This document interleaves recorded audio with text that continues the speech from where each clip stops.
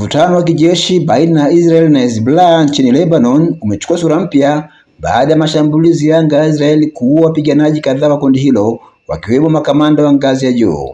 Tukio hilo linaongeza hatari ya kupanuka kwa mzozo wa kikanda katika Mashariki ya Kati, huku juhudi za diplomasia zikionekana kushindwa kudhibiti msururu wa mashambulizi ya kulipizana. Kwa mujibu wa taarifa ya vyombo vya habari vya kimataifa, mashambulizi hayo yalifanyika katika maeneo ya mashariki mwa Lebanon, hususani katika bonde la Bekaa, yakilenga miundombinu ya kijeshi na vituo vya operesheni vya Hezbollah. Vyanzo vya usalama na maafisa afya wa Lebanon wamethibitisha kuwa watu kadhaa waliuawa, wengi wao wakiwa wapiganaji wa Hezbollah, huku raia nao wakiripotiwa kujeruhiwa kutokana na mashambulizi hayo.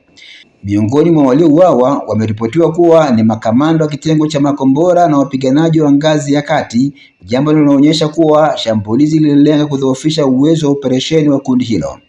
Jeshi la Israel limedai kuwa operesheni hiyo ilikuwa ya kujihami, likisisitiza kuwa wapiganaji wa Hezbollah walikuwa wakijiandaa kufanya mashambulizi dhidi ya maeneo ya Israel kaskazini mwa nchi hiyo.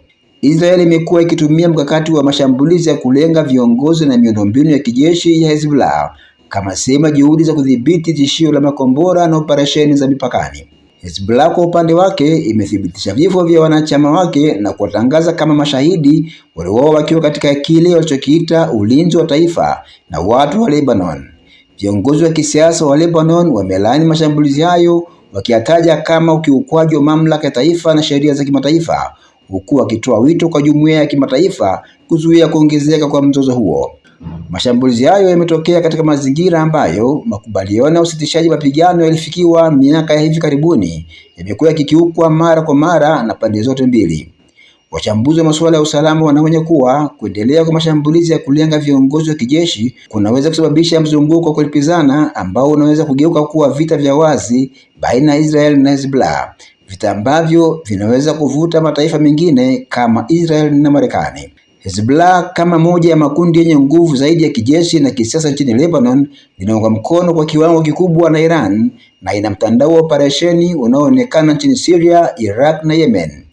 Kifo cha makamanda wake kinaweza kudhoofisha baadhi ya uwezo wa haraka wa kupanga mashambulizi, lakini pia kinaweza kuimarisha msimamo wa kisiasa na propaganda kwa kundi hilo kwa kutumia simulizi za mashahidi na mapambano dhidi ya Israel.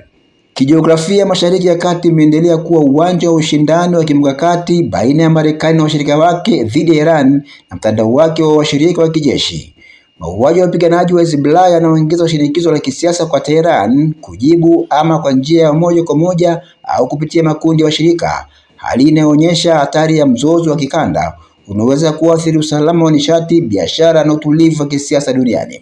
Kwa ujumla, tukio la mauaji ya wapiganaji wa Hezbollah nchini Lebanon linaonyesha kuendelea kwa vita vya kivuli baina ya Israel na muhimili wa upinzani unaoongozwa na Iran. Ingawa mashambulizi haya yanaelezwa kama operesheni za kijeshi dhidi ya malengo ya kijeshi, athari zake za kisiasa na kiusalama ni pana zaidi, ikiwemo eneo hilo katika hali ya tahadhari na kuongeza uwezekano wa mzozo mkubwa wa kikanda unaoweza kubadilisha mizani ya nguvu katika Mashariki ya Kati.